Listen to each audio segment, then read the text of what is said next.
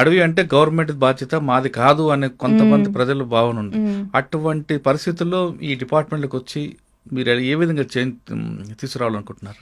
ఒకటండి, అది చాలా యంగ్ ఏజ్ నుంచే ఎన్విరాన్మెంట్, నేచర్ మీద ఒక మంచి అవగాహన అనేది పిల్లల్లో కలగాలి.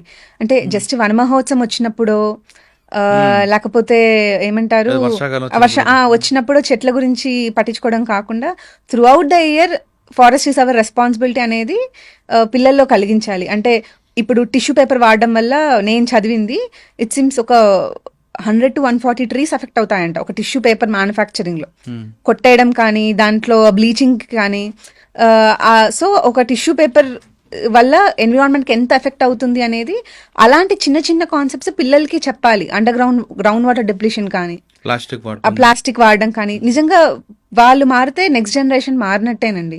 ఐ థింక్ ఫోకస్ అక్కడ మారాలి. బిసైడ్స్ దట్ పొలిటికల్ ఎడ్యుకేషన్ ఉండాలండి.